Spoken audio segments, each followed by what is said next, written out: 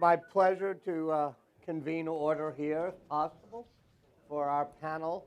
I see Dan Glickman and Mickey Edwards, our two people who run our programs, one a Republican House leader, one a Democratic House leader from the days when people like that could be civil to each other, and they both work for the Institute.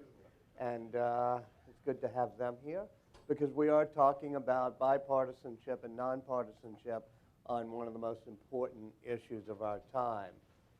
We have with us Ted Roosevelt, who everybody knows. The bios are all in here, but Ted is at Barclays now running the whole sustainability and programs there, but merging your interests with the environment, where you served in many, many capacities, with your interest in business, which is great.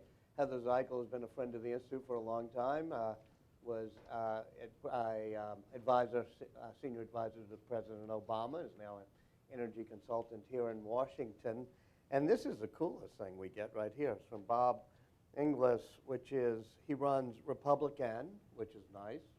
The EN, sort of an energy sign with the Republic.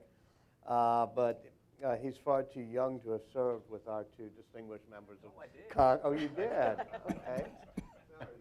Well, you age better than they did, right? You have a portrait in your attic that's aging or something. But anyway, everybody knows Bob's been a member of Congress, South Carolina Republican, but now a South Carolina nonpartisan fighter for energy and climate. And on the phone, we have a person whose book you have to get, just coming out, Governor Bill Ritter of the great state of Colorado.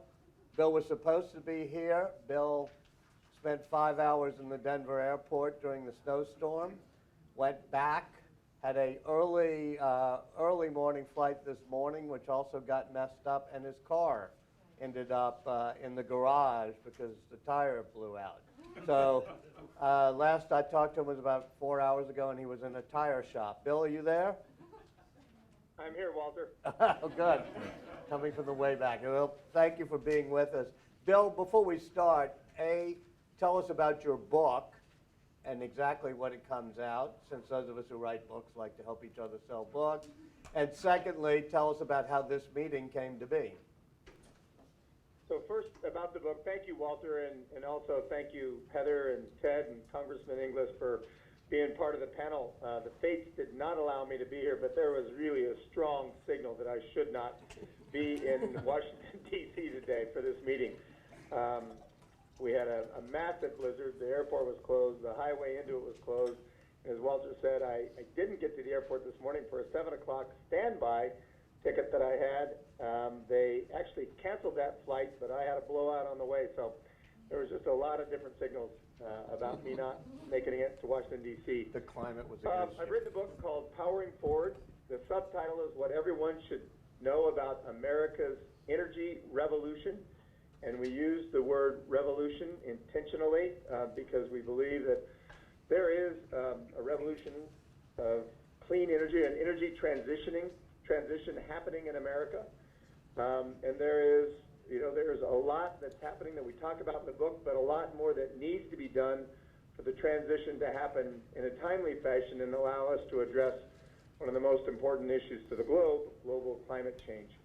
So I wrote this book following on the heels of a meeting that Walter Isaacson and Heather Zeichel and I and a number of other people were a part of with the president in March of 2013, where we talked about the need for the administration to work on clean energy issues as a second-term significant issue for the president. Then my center produced a series of recommendations after convening subject matter experts for about a year. The report itself was called Powering Forward, and they asked for us to put everything in it. So we have 200 different recommendations that we put in that book. Coming out of that, I decided that I wanted to write a book that was not just a report to the president, but a book the American people and to really try and get it published during the presidential election year, 2016, to really link the issues around climate change, global climate change, to this energy transition that's happening in America and that needs to continue to happen and needs to accelerate, in my humble opinion. It's It's called Powering Forward. As I said, I think it's available there at the Aspen Institute, and I would have been happy to sign it had I been there. But it's really a book that seeks common ground on the issue of this clean energy transition. We think there's so many reasons why this issue should not be a partisan issue. One of my favorite paragraphs in the book is a place where I say, you know, the issue about whether we actually act on climate change or not is a moral issue. The science around what we do about climate change is left to scientists, but how we do it is a political issue. It should never have become a partisan issue. And so for my purposes, my hope is that we'll use this moment in time in the United States to really understand that we have the backing of the president in the last year of his second term. The Pope has put this front and center with his own encyclical published last summer. The public has both a growing awareness of climate change and a growing approval that we adopt clean energy solutions to help us in that transition, that clean energy transition, and even what I would call the energy revolution. So you have the president, you have the Pope, you have the public, and then we have a variety of different places where we see bipartisan support for a clean energy transition. You have 4 Republican governors that signed on to a governor's accord to make a clean energy transition. Congressman Inglis can talk about the congressional caucus that's been formed recently that is bipartisan and includes Republicans concerned about climate change. My experience as governor of Colorado is that the work product that we produced in the state capitol was far superior when we acted together, when Republicans and Democrats together decided to debate an issue, to give input on an issue, to amend the bills and get them to my desk, that the work product was just far superior. And so what we want is to ask the question, is there common ground that is emerging on the issues of this clean energy transition and on the issue of what the science is telling us about climate change? We see at the state level a tremendous number of things that are happening that are positive in terms of answering those 2 questions regarding common ground. I see it in the work that I do with utilities across the country, but particularly work that we've done with utilities here in the West when we worked on the Clean Power Plan with 13 Western states. I've even seen it, you know, coming out of NARUC, the National Association of Regulatory and Utility Commissioners. Their last meeting, they began their discussion about the Clean Power Plan with Commissioner Hawk from Ohio saying, listen, whatever happens, whatever the fate is of the Clean Power Plan, as a nation, we are moving toward decarbonization. I see a growing interest in the business community writ large. It's not just niche businesses or what you might consider clean energy businesses that are trying to be part of this transition. And certainly with the enthusiasm we saw in the Clean Power Plan before the stay by the Supreme Court, I saw a variety of states, even states that were part of the lawsuits, trying to find paths forward to implementing their own part of the Clean Power Plan. So there's just a variety of things that are telling me there is this possibility on common ground, on finding common ground. What we did was pull together a panel of subject matter experts who can talk more about that, and I think offer some hope about what the future can look like, even in a year where politics are decidedly weird, and where there seems to be a significant chasm between the 2 parties. There's a lot underneath the presidential campaigns to give us hope, and I think the 3 panelists are going to be able to discuss it. So, Walter, thank you for that opportunity to open it up. Well, thank you, and it was a perfect way to open up to the panel. What I'm going to do is ask each of the panelists a couple of quick questions and then open it up to the people here so we can have a real discussion. But I'll start with Congressman Inglis, since Governor Ritter set it up, which is that you've set up a congressional caucus on this issue. How hard is it to get Republicans now to be part of that? Well, it's a building year, Coach. You know, that's what you say when you're not quite winning just yet. We're still building. Some draft choices. But it is a building. I mean, I was asked earlier today whether, you know, when I see former colleagues, do they sort of piss or something. No, they're actually quite warm, because I think what they're doing is they're trying to figure out how to shimmy back to the trunk of the tree of science. They're way out on the limb. In fact, they're hanging under the leaves at the end of the limb. And so they need to find a way back. And so, environmental left groups come along with the spotlight and they shine it on the guy or the lady as they're shimmying back. And they say, look at the idiot. And then they send a mailer to their people and the mamas and the papas in progressive households who write off $35 checks. And that's their business model. Our business model is quite different. We say, sir or ma'am, we perceive that you're trying to get back to the trunk of the tree. We're the ladder brigade. We got a ladder right down here. We're just going to carefully take you right back to the trunk of the tree of science. And you're going to be able to say when you get back there, I didn't like the solutions that were proffered before. I didn't like a big government and a thing called cap and trade. I didn't like the clean power plan. But I could go for this. This is a free enterprise solution. And so what would sell? What would they go for? I think that we can sell a revenue-neutral, border-adjustable carbon tax. Pay no attention to those last words, ladies and gentlemen. Focus first on the first, which is it's revenue-neutral. We're going to cut taxes on income somewhere else. It's border-adjustable. We're going to impose it on imports. And yes, it's a carbon tax.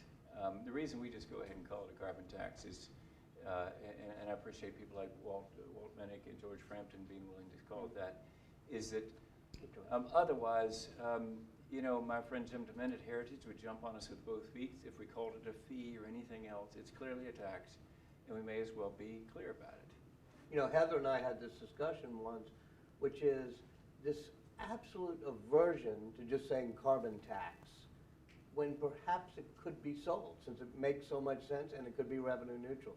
Do you think it's impossible to talk about carbon taxes, Heather? Look, I don't think anything is impossible, especially given the kind of conversations we're having and how many avenues the Republicans have opened up as acceptable discussion and dialogue within the context of a political conversation. But let's just set that aside for a minute. I think, you could look at the conversation in Washington today and get really depressed if you're a climate advocate.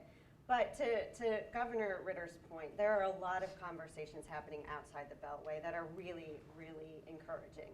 You have states that are stepping up to the plate saying, you know what, I actually think that we need to put our state on a path towards carbon reduction. You have companies, over 90 companies, committed with the Obama administration to make sustainability commitments and emissions reductions around the Paris COP. You have governors and mayors stepping up to the plate saying they're going to intervene in some of the lawsuits against the Clean Power Plan. So I think that there is a lot to feel really good about despite sort of the Washington rhetoric. And I think we need to continue to hold on to that. On the question of, all right, so great, we're having a conversation about what we can do. A lot of people are kind of coalescing around this notion of a carbon tax, and I think that's very positive. But I also think what is not going to work is if one day, a handful of Democratic senators stands up and say this is the next best solution. The path to success, to actually encouraging this kind of debate, is going to be a lot of this has to happen organically from the outside in to Washington. You need those business leaders who've already committed publicly to say a carbon tax makes sense. They need to engage heavily to help members of Congress, following on the great work you're doing, following on the great work George Frampton and others are doing, help educate members about why this is a policy that's going to work. And then hopefully you set up a dynamic where we're either in comprehensive tax reform or we're, in a space where we've made some groundwork with the Clean Power Plan. States have accepted that it's possible to get their states on a carbon budget. And that's how I think that's where I see the path to success. And I don't think, unfortunately, this is going to happen overnight. And as you read the climate science or you experience, these extreme weather events that we're experiencing across the globe, does that match up perfectly with the timing and the imperative of the climate science? No, it's not perfect. But I guess I would say getting us on a path and a trajectory to doing something is better than nothing. And I actually feel really good about the kind of conversations that are happening in boardrooms and state capitals across the country. Heather set you up, Ted, which is saying that the business community is going to have to be the one that leads here. Obviously, a business person would understand that if you have an externality, the best way to cope with it is to put a tax on it. And likewise, you have an activity you want to have less of, you put a tax on it. Do you think it makes sense for the business community to say, let's just have a simple solution instead of getting more and more complicated of how we're going to deal with climate change and just put a tax on it? Yeah, I think a lot of businesses could go along with the carbon tax. One, it's very clear how it operates, which is one of the liabilities that cap and trade did have. And while I supported cap and trade after reflection on it, it was doomed from the beginning. If Wall Street was going to be involved, it's not going to work because people just don't trust Wall Street, and I'm part of Wall Street, and I acknowledge that. So Wall Street meaning there would be an exchange. That would be an exchange that the investment bankers yeah. would buy and sell and make markets in it. Yeah, you just turned me off to it. Yes. Yeah, No. and so that's I'm afraid is the realism of where we are. The good news, I think, is that when I went to COP, I was really surprised by the amount of business engagement. They wanted to be there, they wanted to learn, they wanted to educate, they wanted to play a leadership role. And increasingly we're seeing that in this country, a lot of businesses. And what business really wants is something that they can live with. And if we think about it, the idea of having something that comes out of the head of Zeus, like Athena, without the involvement of the business community is probably not going to get their support. But if they're involved and they understand it, it makes sense. And you see, for example, in the utility industry, there's some division around the Clean Power plan, but a lot of utilities say this makes sense, and even the ones who are opposed to it are working behind the scenes. We got to be prepared for this, because increasingly I think there's a recognition in COP, I think with 195 countries buying into this, that was a Rubicon which has been crossed. So I feel we don't know what the long-term results of the Paris COP will be, as Yogi Berra said. You know, making predictions is hard. We ain't in the future yet. So I feel very good about that, and I think the business community recognizes globally this is something that's going to happen, and they have to be part of it, and they have to take it. And one of the most encouraging things I see are the number of institutional investors that are talking to people who work at our bank, saying, help us understand what we should be doing with our money to get ahead of the curve of what's going to happen with terms of policy. That's a very encouraging conversation. We want to have more of those conversations as we educate both ourselves and them on this issue. Congressman, explain to me what I'm in really is. Well, it's energy and enterprise, right? And so if you're in, the idea is you're in on a free enterprise solution to our energy needs, making us all that are part of republicen.org energy optimist and climate realist. The important part, if we're going to use the language of the tribe, is to talk language of abundance rather than shortage. And so if we're talking to fellow conservatives, we're messaging in terms of abundance and more energy, more mobility, more freedom. It's the beginning of the eco-right, if you will, to balance the environmental left. The environmental left doesn't mean to, but they send the signal to conservatives that you, conservative, are part of an invasive species, and that perhaps the optimal human population is 0. And why don't you walk and eat bugs? And all those things, and feel guilty. And this, I'm sure it's not intentional, but I'll just tell you, that's, if you're from the environmental left, that's how you are perceived on the right. And it doesn't do any good to imagine that you're not perceived that way. You need a member of the tribe to go to that other tribe and speak the language and say, we're for more energy, more mobility, more freedom. We're for energy, EN for energy, and we're for enterprise. then you get the language going that is understandable within the tribe. And so what would the solutions be that involve more energy but less, carbon? Well, we think, again, that the solution, the grand solution, is a revenue-neutral, border-adjustable carbon tax. And the way that that then unfolds, we have no earthly idea. But in other words, just let the market try to do low-carbon solutions based on taxes. Have entrepreneurs and investors invest in whatever it is that they think can capture the market. And we think that they will get there faster, better, cheaper than government mandates or fickle tax incentives could ever imagine. It's sort of like what happened with the internet and the PC and communications and personal computing. The cost crashes there will come in distributed energy systems. And by the way, all those things are acceptable to many people on the environmental left. I mean, it's just different sort of language in the approach. But it's something that we think we can bring America together on. But first, we've got to appeal to our tribe and make sure that our tribe understands that if we're going to this big powwow, the people who go to the powwow have the support of the tribe. They're not going there to be treacherous against the tribe. They're going there to present the tribe's firmly held, deeply held beliefs that free enterprise can solve climate change. You know, you, Ted, have been part of what was a noble tradition in the Republican Party, which is environmental stewards and understanding conservation, going back to the first Ted Roosevelt, who really made that a key theme of what a square deal would be for the American people.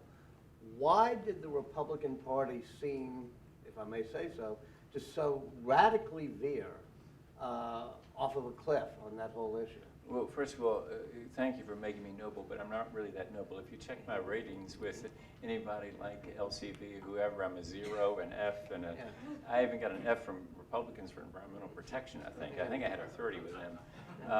And so, and for first 6 years in Congress, I said climate change was nonsense. I didn't know anything about it. All I knew was Al Gore was for it. And that was the end of it. So then I was out 6 years. Metamorphosis came when my son said to me, "Dad, I'll vote for you." He just turned 18 for the first time, or he was voting for the first time when I was running again in 2004. He said, "Dad, I'll vote for you, but you're going to clean up your act on the environment." Step 2 was get on the science committee, go to Antarctica, see the evidence. Step 3 was being inspired by an Aussie climate scientist that talks about the faith angle that the governor was just speaking of. And so all of that turned me into this person who said, "Yeah, climate change is real, let's do something about it." That got me in a great deal of trouble. It was a bad time for me to be saying that. You got primaried on it, right? Yeah, I mean, that was, there was that. You had to remind me of that. Yes, there was it was an unfortunate result in June of 2010. A guy named Trey Gowdy got 71% of the vote, and I got 29% of the vote after 12 years in Congress. Which is a spectacular faceplant. And I'd commit some other heresies, but the most enduring heresy was just saying that climate change is real, let's do something about it. But having been declared and identified as a heretic, I'm now just out on Main Street proclaiming it, because you know what? It is not a heresy. It's what conservatives really believe. Just what you asked Ted, is it surely, if we're going into business together, we want our accountant to show the full cost of option A, the full cost of option B. We don't want anything hidden. But right now, that's what we go through life as in our energy choices, is we got a whole bunch of cost hidden from us.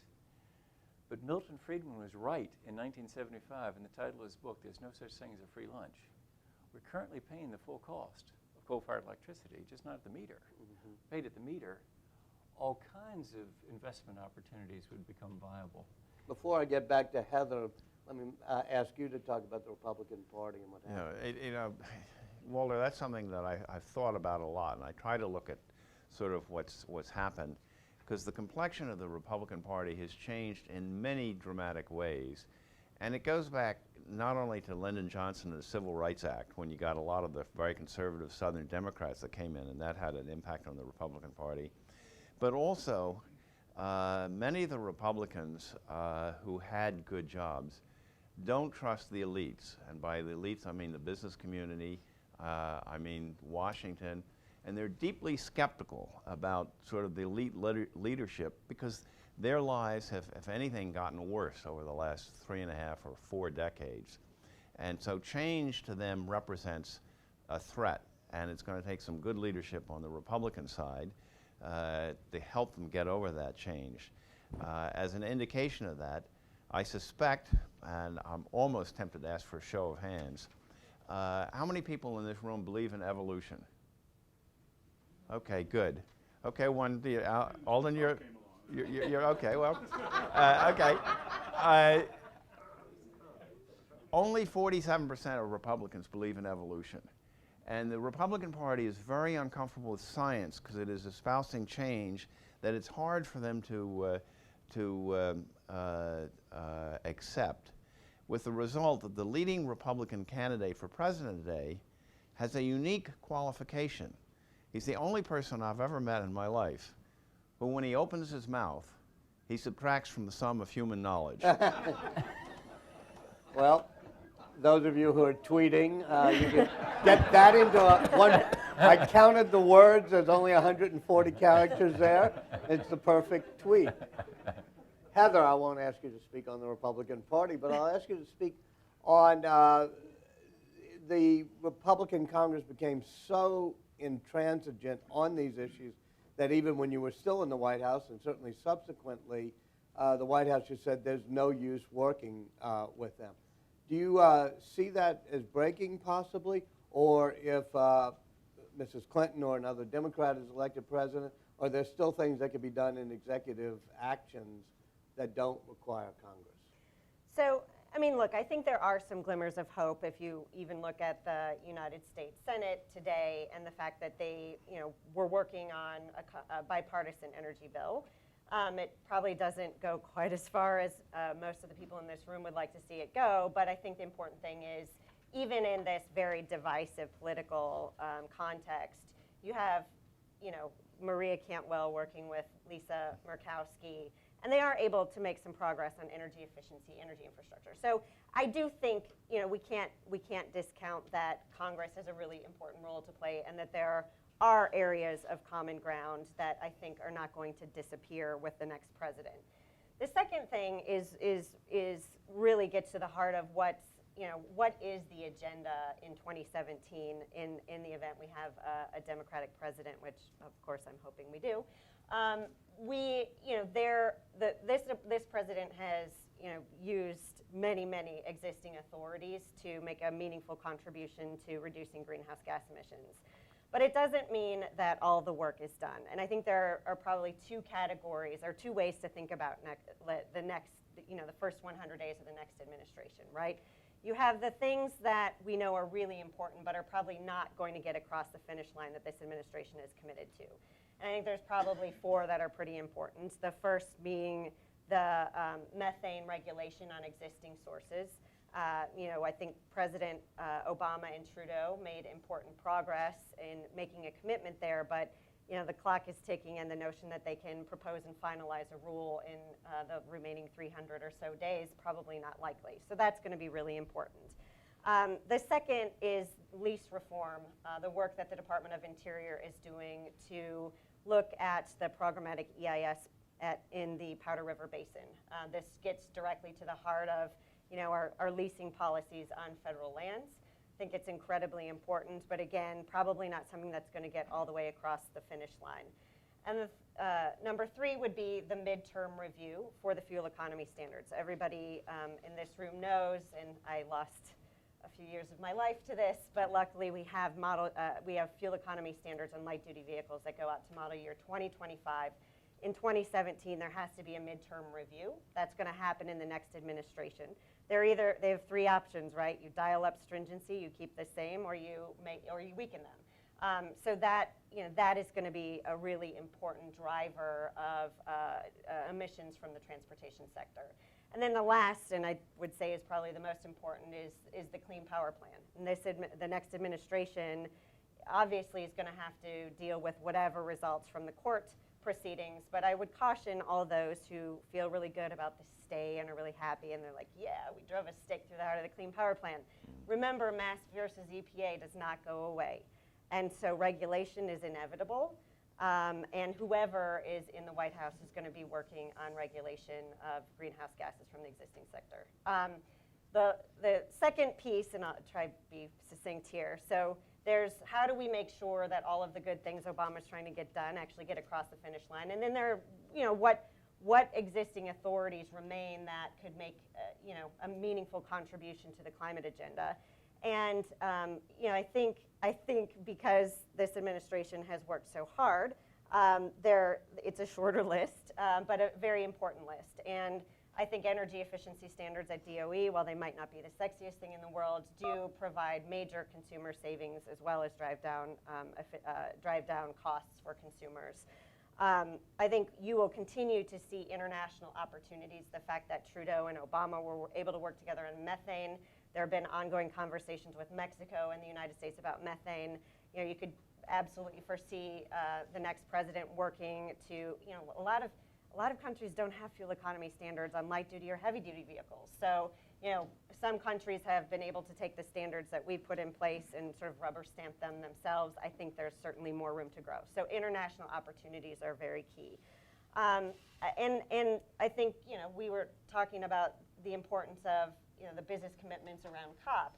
Public-private partnerships, you know, again, another key opportunity. It's not something that's written into law, but this administration's proven through the Better Buildings Initiative that there are great things that you can do just by making commitments with the private sector. And you know, there are endless opportunities from looking at supply chains to you know, sort of SEC type climate disclosure commitments. So there's another key big opportunity. And then I think the last piece in something I would love, you know, to hear from my Republican to the left and the right, climate preparedness is, you know, not something that we have really started to work on as a public policy issue at the federal level.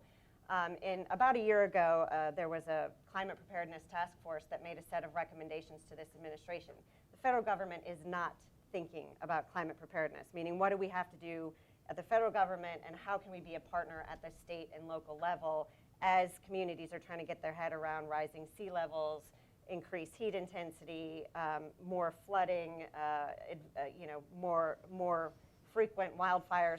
So I think there's probably a whole, you know, there are existing authorities and there are a lot of initiatives that you can launch around climate preparedness. And I actually think what's interesting about that issue is, as opposed to climate mitigation, which is kind of, you know, for the Republican Party can be a scary notion, how do you help communities prepare for a changing climate? Kind of blasts past the question of whether or not climate change exists.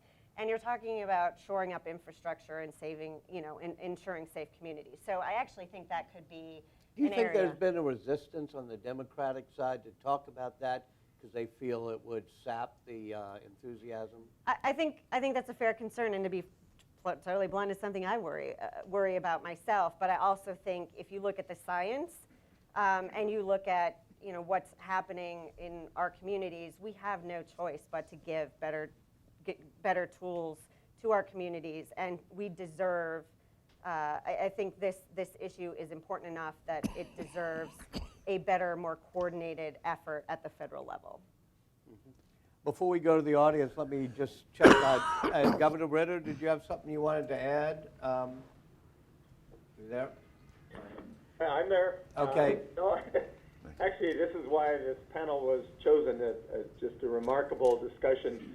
And I would just add again from the experiences that I've had since I've left office, there has been movement in all these arenas that have been discussed today, and like Heather said, a lot of excitement outside the Beltway, and what we need to do is try and figure out ways for that to move inside the Beltway, and try and do that in a way that doesn't alienate people or, you know, move them away from the discussion as opposed to bringing them toward us. So with that, Walter, I think it's great if you turn to the audience. Well, I'll actually start by turning to... Can I make a Ted, yes, quick sure. administrative Yes, sir. comment? Just for all of you, The first person to ask a question, Walter will buy a bottle of wine for you. I don't think you have to worry because George Frampton was going to say something even without that. So you'll have to subsidize the bottle of wine. Wait, can We're I gonna ask a give- question? Actually, we have lots of wine. We have wine out there, right? Let's bring out some bottles of wine and hand it out to everybody who asks a question. I'm going to. You've been in the trenches on this forever, George. Why don't you say a word or two? Yeah. Oh, good, thank you. I apologize. Yeah, I'll give you a bottle of Poland Spring. Is this on, or Yeah. Nikki? Yeah.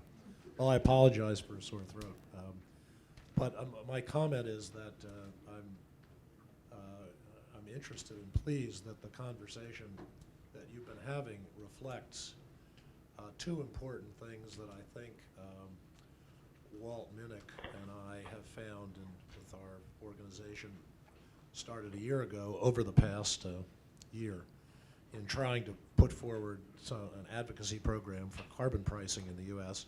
And we've chosen as our educational vehicle a revenue neutral carbon tax tied to tax reform, including corporate tax rate reduction, because we think that's pro-growth and creates jobs and solves problems that Republicans cannot otherwise solve.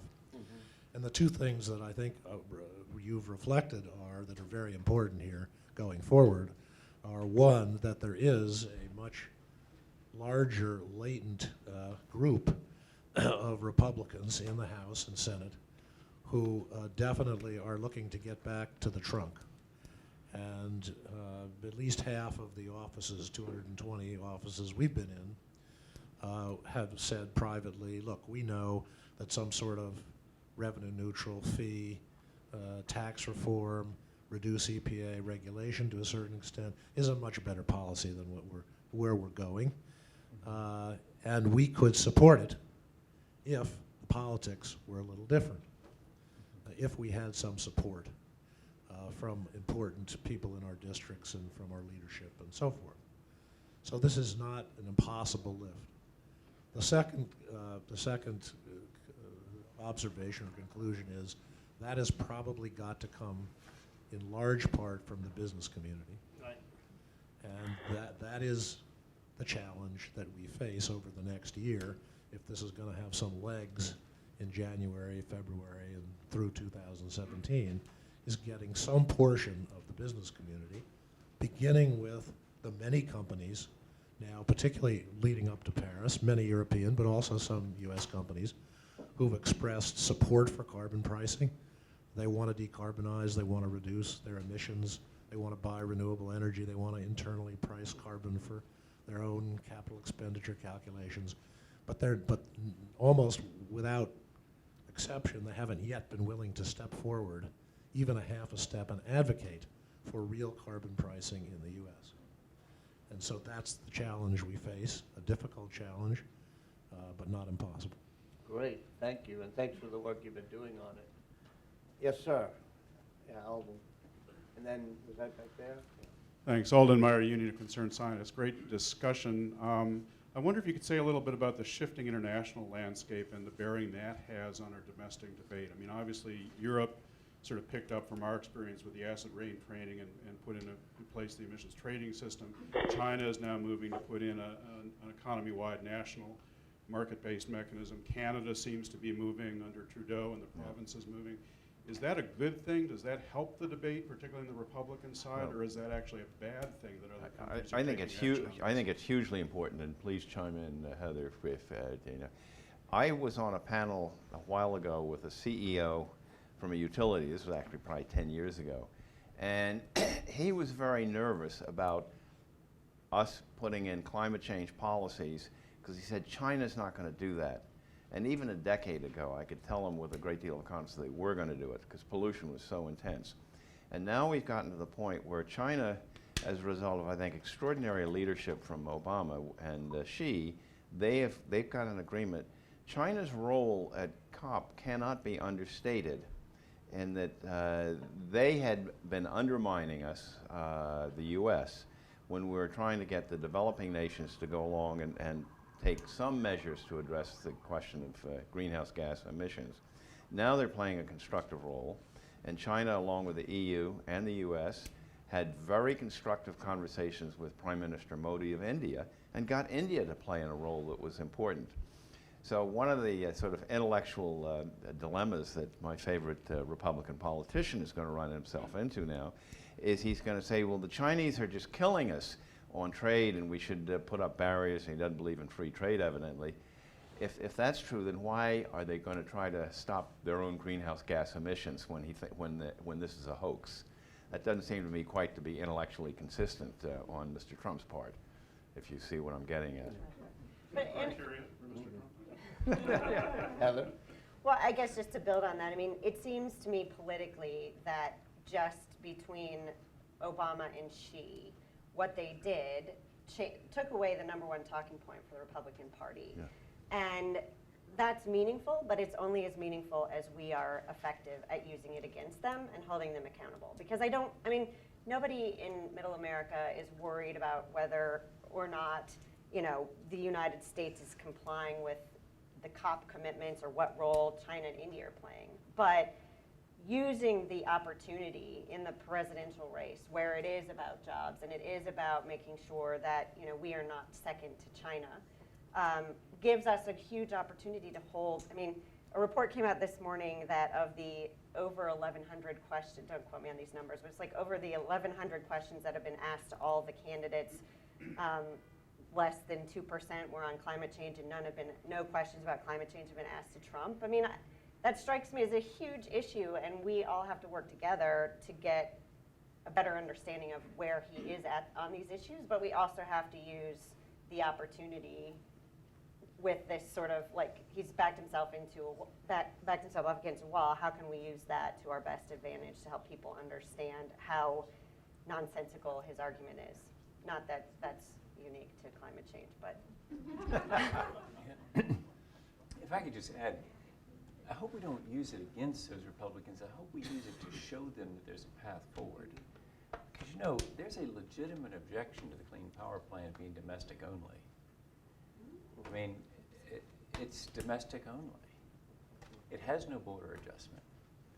And so if you represent a manufacturing district like the great district that I represented, if you can't figure out a way to get a border adjustment on that thing, you're setting up your district in this country to be the double loser, where you lose employment and you lose the race to reduce emissions.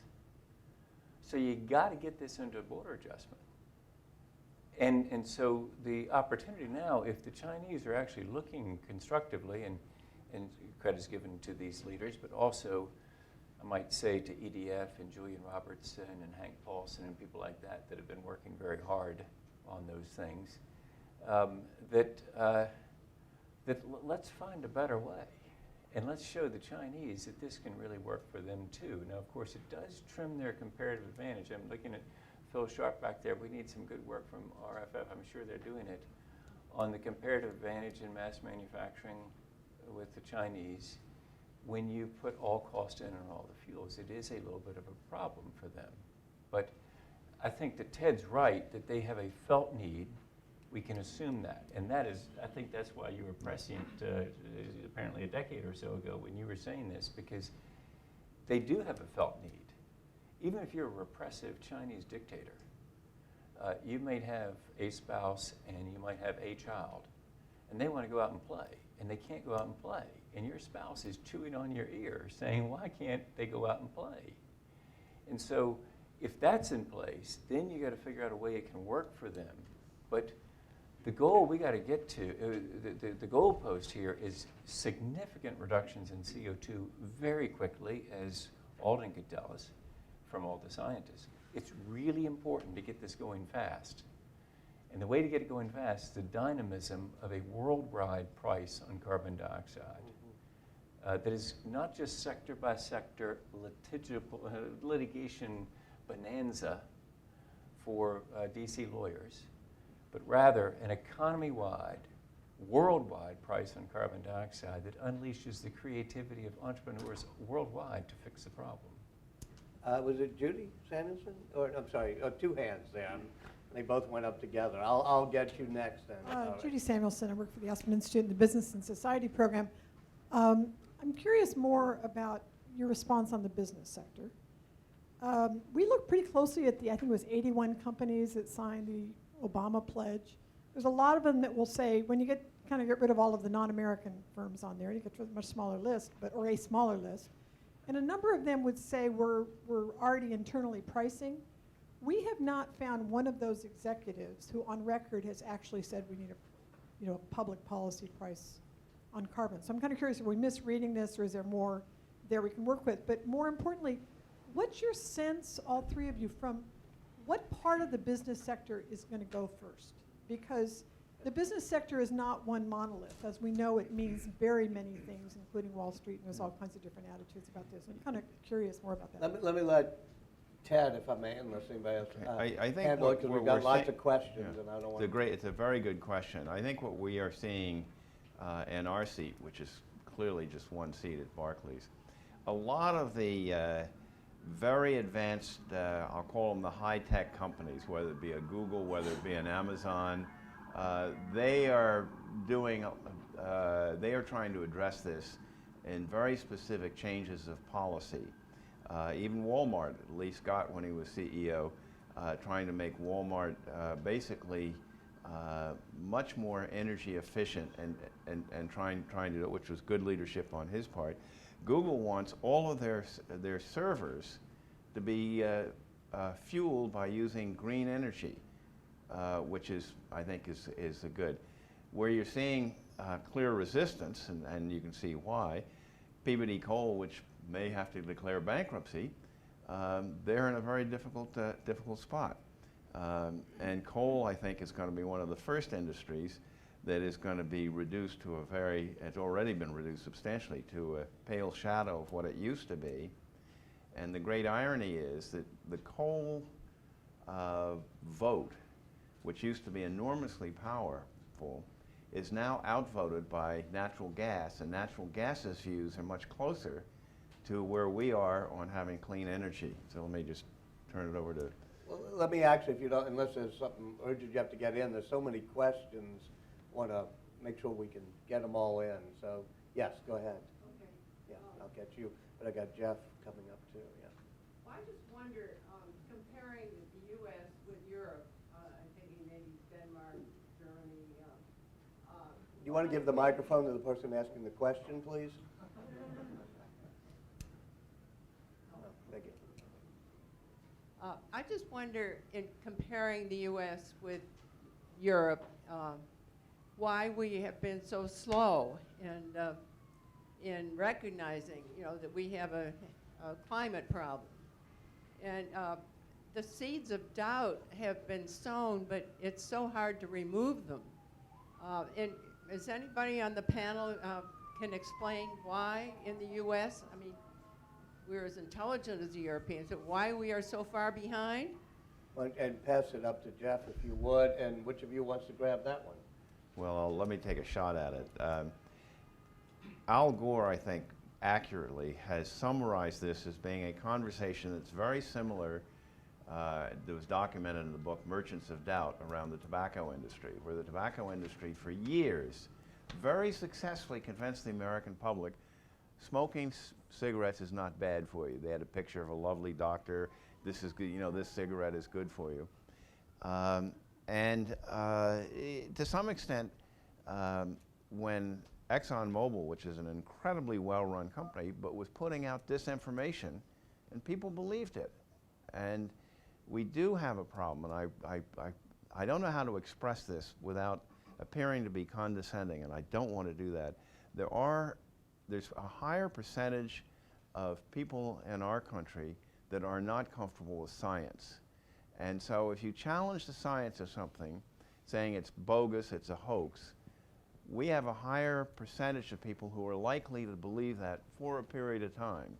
Now that period of time is getting over, and I think we are seeing a significant increase in people becoming convinced about the science of climate change and are beginning to recognize that something needs to be done.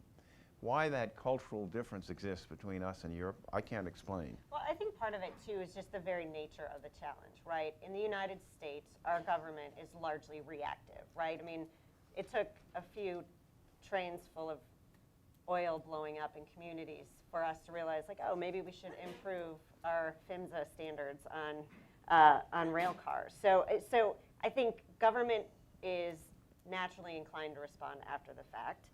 The nature and scale of the challenge is, we're talking about like how many ppm CO2 equivalent emissions are we at 2050, and Congress thinks in 4 and 6 year terms. So in two and 4 and 6 year terms. So I think the nature of the problem and sort of how government is structured in the United States also leads to part of the challenge. Jeff?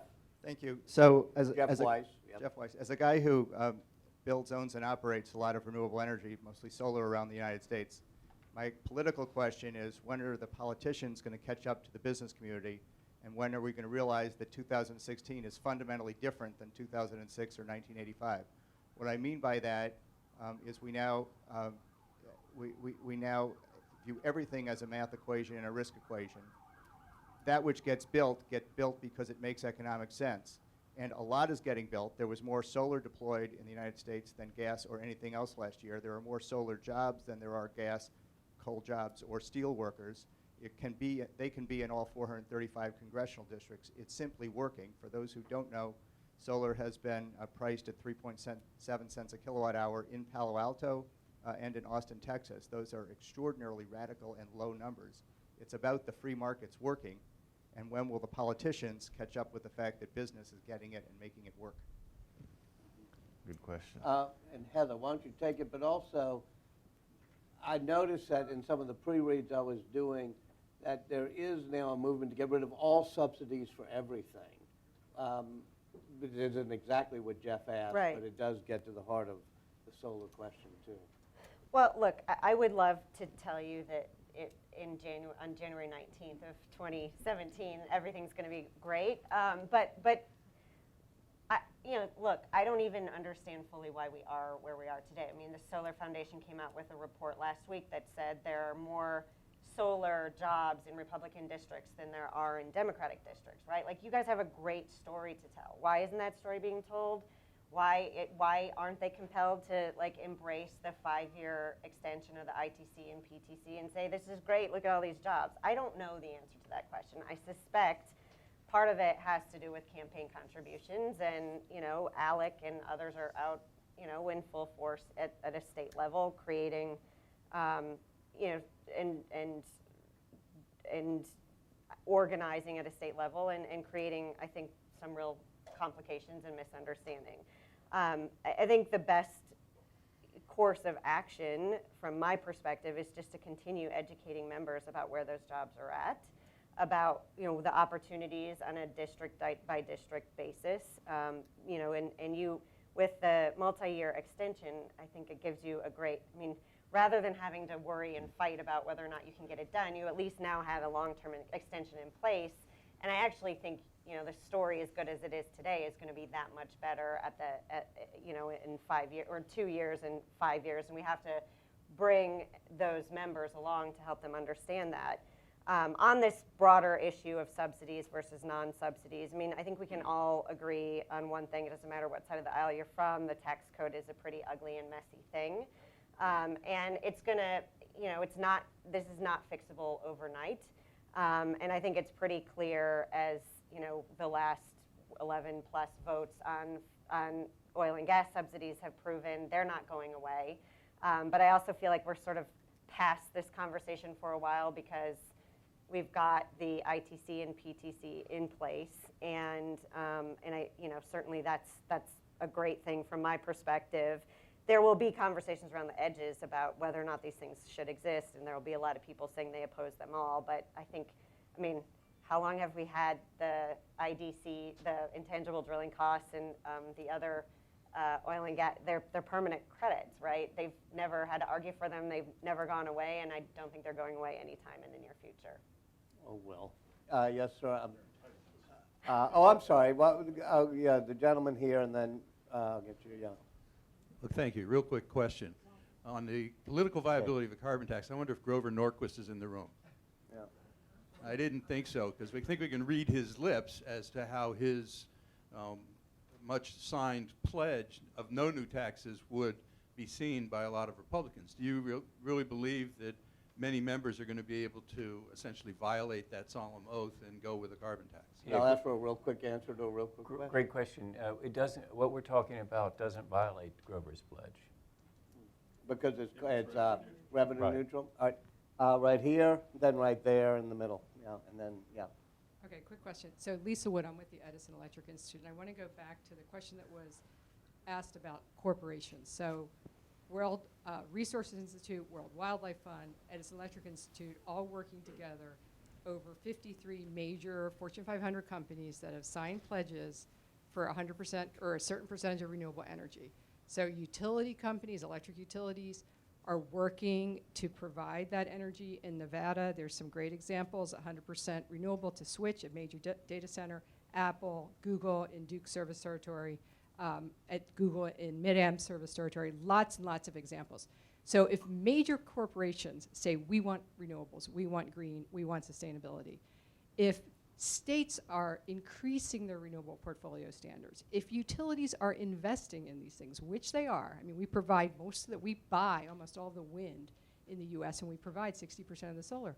Where's Congress? Because this stuff is happening. So I'm just sort of thinking, there's so much going on in the US to create a cleaner energy environment. So when are we gonna see Congress say, hey, we actually should put something on the books because this is already All right. happening? Bob, you get this one since you're I a think recovering we're member. looking for a tipping point. A tipping point may come in the midst of this presidential race, I think, as we watch some people push away from the nominee of my party. One of the best ways for them to push away actually is to say, no, we think climate change is real and we've got a solution.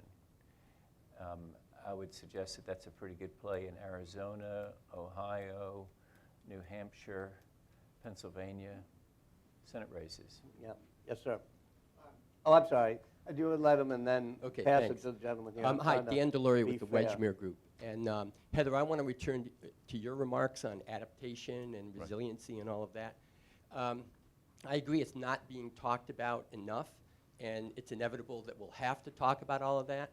But I think it's important as to how we talk about it and how we plan for it and what steps are taken. Right. And case in point is New Jersey after Superstorm Sandy, where in the electricity sector, over $1 billion was poured into the electricity grid after the storm, but almost all of that was for grid hardening, such as raising the level of a substation, for example. None of it was put into grid smartening. And I'm an advocate for smart grids, so I'm biased there, but still I think it makes the point that it's important what we do and that we think out of the box a little bit on that. And I wonder what your remarks are on that. Look, I think you're 100% right. I mean, the great thing about this challenge is there's not already the like 3-point plan that everybody's agreed to, and if you don't make those 3 points, you're falling short. I think it is hard to know what is the role of the federal government versus the state government, and how should we think about these issues. But the point I'm trying to make is right now there's really not much of any conversation around these issues happening. So identifying what the policy solutions are is really hard, and I guess knowing that after major events, whether you mentioned one that's still in everybody's mind, you don't want to throw good money after bad, and so the more we're thinking at the front end, I mean, it's not like these issues are going away, right? So how do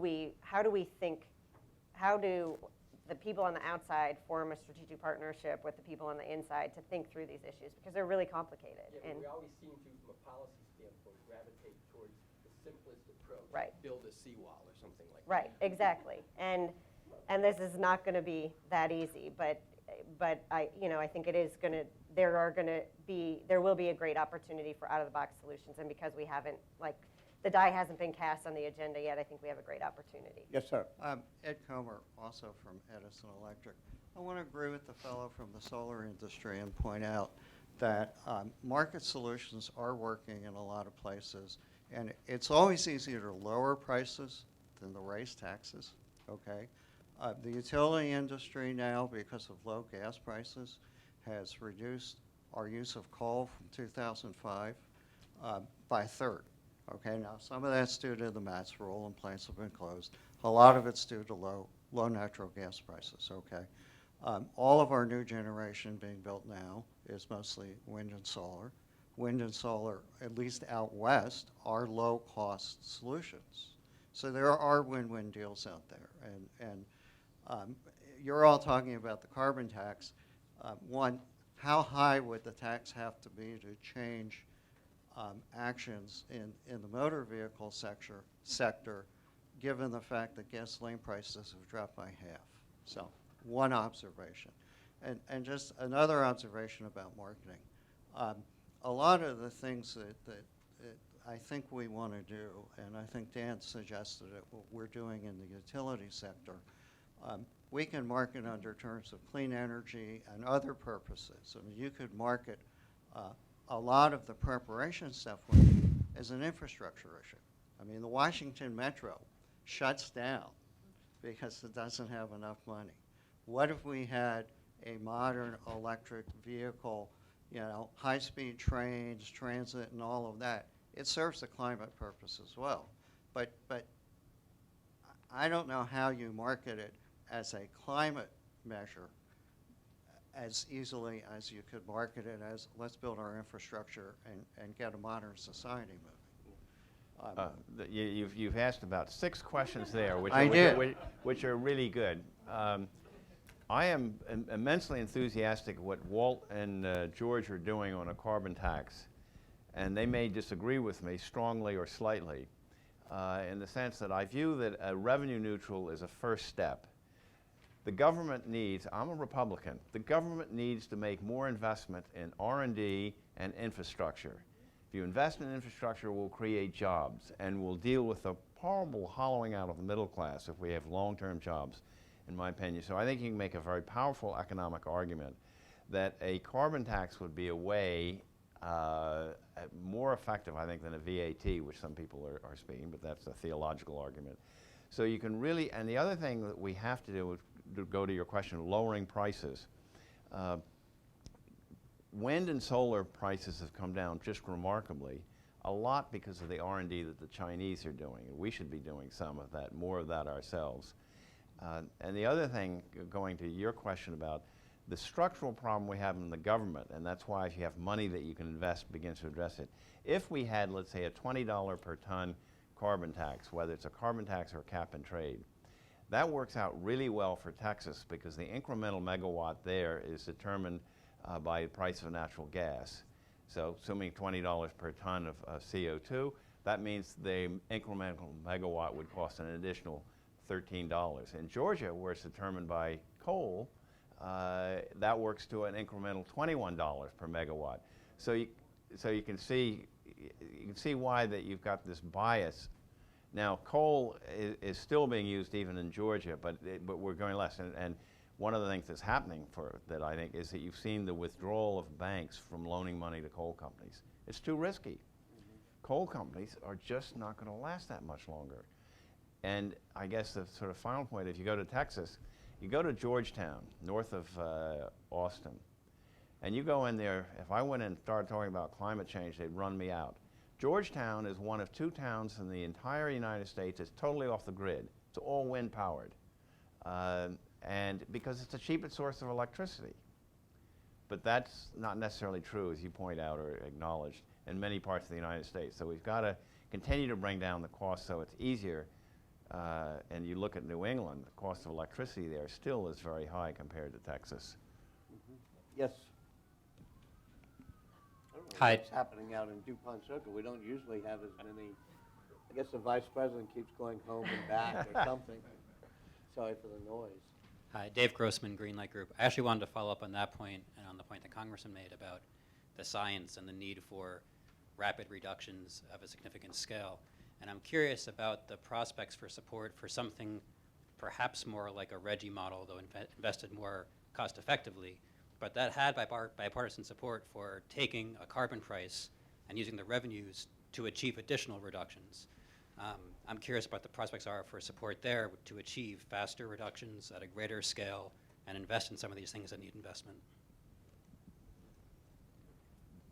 Well, I think that it's a non-starter if it's not revenue neutral on the Republican side of the aisle. I mean, it just doesn't go. I mean, it doesn't go in the district that I represented, the reddest district, the reddest state in the nation. If you're going to say you're going to grow the government with this, it just doesn't work. And so you got to say it's got to be revenue neutral. And if it is, then you've got something that you can say, isn't this really what we believe? And you can't fool people. You can't. We're not trying to hide something from fellow conservatives. We're trying to show them the fullness of this. Isn't that really what you believe? All cost in, all subsidies removed? All subsidies removed. Mm-hmm. Then they say, yeah, you bet that's what we believe. Well, then let's venture on our strong belief.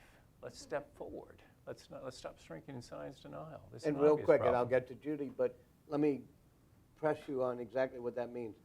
A carbon tax, revenue neutral, but also eliminating all subsidies, Right. which also then raises some revenues, right? Yes, if you eliminate some special tax provisions, yes, and you get more money off of federal lands for the extraction of minerals, yes. That's And that should be revenue neutral, that part No, as no, well, or did that's- that go to infrastructure? that goes to just paying market rates for what you get. If you're extracting stuff off of public So your lands, pay plan market rates. could throw off some additional sources for, I suppose it would, yeah, but Okay. it's very important. You see, because then you're talking real solid conservatism. You're talking high octane conservatism. no you're talking Milton subsidies Friedman. and all in on the taxes. right? And it's acceptable. The things that are very important to point out, it's very acceptable to many on the left, too. And many progressives who would say, all right, let's do exactly that. Heather, Because- is it? I mean, I think there are real challenges associated with that, especially because I also think the price on the other side is EPA authority, which would be a very bitter pill for the environmental community, right, in my opinion, rightfully so, to swallow. So, look, I feel like we could all collectively spend the next hour debating about what 5 or 6 provisions should be needed and could be needed to get a carbon tax through, but I also don't think we're probably in the realm of getting that done anytime in the very near term. So, to some extent, I don't want to lose some of the important threads that I think came out of today's conversation, which is one, that there are a lot of authorities that the federal government has and will continue to have to make an important down payment, because we cannot miss those commitments that we made in Paris. 2, that the utility sector continues to really disprove every theory of the Republicans, which is that they've been able to, bring costs down and reduce greenhouse gas emissions over 13% by 2005 levels. And, we have a really great story to tell in this country about where renewables have taken us. So I don't want people to walk out of this room being depressed that a carbon tax isn't going to happen overnight. But I also think it's important to keep sight that there are a lot of things that are going to need to happen to keep this country on path, whether that's Republican and Democrats coming together to find common ground, or the role of the business sector in advancing the conversation. A lot needs to happen, but I also think we're set up and really well positioned to do that. Well, at some point, here you Yeah, we're about to run out of time, so, but I'm going to let you, Judy, and this hand, but I'm not going to go right to the panel. Each of you Right. make your point. So I would like to just say that we've been here for a good long time, and we haven't mentioned much about the energy bill, which there's one in the House, passed the House, not such a great bill, but some very good provisions, like the hydro provisions, and one in the Senate.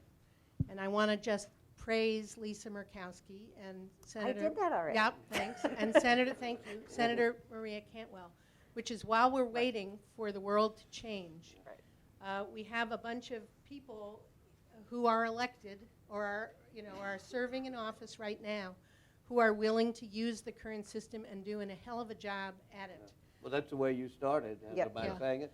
So I'm glad you've reinforced it, and yes, ma'am. I'm interested in knowing what you all think about nonviolent direct action as a way to increase speed on our reaction to the science imperative that you indicated we're dealing with, and knowing that all social change in the past has relied on this to make it move a little bit faster, the lunch counter sit-ins and women's movement with the handcuffs to the White House. And I'm wondering if, assuming you think that that is a needed part of social change, and you may not, but if you do, I'd like to know, what do you think would be the most effective way and focus on this? And I say this.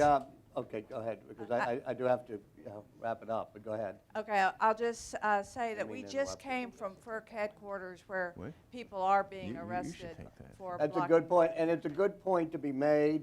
I want to make sure that everybody gets to make a quick point, and then we'll go to the panel. Yes, sir. A quick question, especially for Mr. Inglis. I was wondering how much of an opportunity you see for outside groups in elections that side with you, especially among Republicans, to make a significant dent going forward in elections.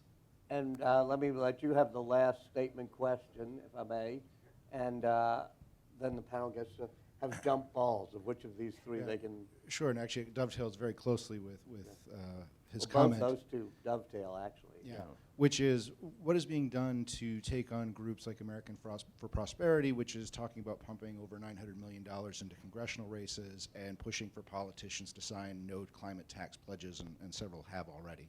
And how can we protect incumbents who ultimately vote for a climate tax from groups like that? Well, the good thing about these three questions is They're all all the about same. what we as citizens can and should be doing. So let me make that the wrap-up question for the panel. Start with you, if I've made, Ted. Well, I like the idea of, we're going to be celebrating Earth Day next month. And when Gaylord and Dennis Hay conceived of this a long time ago, one of their underlying concepts is that each one of us are stewards of our local places or national, and we need to get all of us, and that means reaching out to the disenfranchised, join us in being a better steward for our Earth. And that means also, I think, we need more action. And when we saw people marching in Washington to support on climate change and things of that sort, that's great. We need more of that. Politicians do know where votes are. They also know where the money is, so we got to get the money out of the system. Right. Well, and I think that sums up kind of the situation pretty succinctly. You know, from my perspective, I think there isn't one perfect social movement or one perfect, campaign play that you can run to solve this challenge. It's going to take a lot of creativity. It's going to take a lot of different kinds of voices, and I think it is going to take holding politicians accountable on these incredibly important issues. But at the end of the day, we can do as much as we can, but we're fighting an uphill battle when it comes to the resources on the other side. Yeah, and social movements are successful when they finally bring people together. So when white rabbis and white pastors and priests went to join Martin Luther King in the South, things started happening. Up until then, he had been fighting really with fellow black folks. But then he was joined by a whole lot of others. We can find, that's when they get to the tipping point I was talking about earlier, when you start getting collaboration rather than grudging compromise. The Koch brothers are much maligned, but the Koch brothers are working on sentencing reform right now. And that is a classic case of where the left and some people on the right have come together to say, you know what, this is nuts that we have sentencing guidelines and we violate them all the time. And so there you have supposedly the great evil ones coming to do something good. I don't take AFP as my enemy, Americans' Prosperity as my enemy. In fact, I like Grover's pledge. It's for revenue neutrality, and so we can live with that. So what we've got to do is show that really we're counting on you to come together. You've got to, and I would say it's very important though to leave. If you're here with what I call the environmental left, just understand that it's been working pretty well for you. so far. This thing of creating a wedge issue has worked very, very well, except for the climate, except for the planet. And so it's elected a lot of people to Congress and to the Senate and to governors' mansions, but hadn't done so much good for the planet. And so the difference between the demonstrations where you chain yourself somewhere is that there's no real villain here. We're all the villains. If you're enjoying plastic at this moment, if you're enjoying the lights, we're all in this together. And so we are all adding to the CO2 all around the world. Unless you walked here, you're in it with me. And we're in it with the Koch brothers, and we're in it with George Soros, all of us together. And we got to find a solution. And so we got to give up the wedges, and we got to say, you know, what do you need in order to get this done? And I think that day is coming, and it might just come in a strange sort of way from the strange and topsy-turvy presidential race that we're having. Well, God willing. And I want to thank you all. And to sum up in a way, it's the point of this panel, Bob, is what you kind of said just now, which is that we have to get back to a time when saving the planet and being stewards of our environment was something that was a nonpartisan issue that people could all agree on.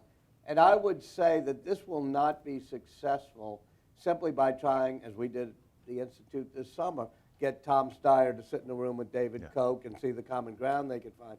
It happens when we really do have an American electorate who is, that is, not only better informed, but convinced. And frankly, I think it's almost provably true to say that the climate change movement has not been very good at fully convincing the American people. And it's probably easy to blame that on the American people, but that ain't going to get you very far. Yeah. So I want to thank Bob and Heather and Ted and Bill and all of you. I know there's some more questions, and we're hanging around for a while. There's probably bottles of wine, for all I know, since Ted ordered them up. But we can continue this discussion informally. Thank you all. Great.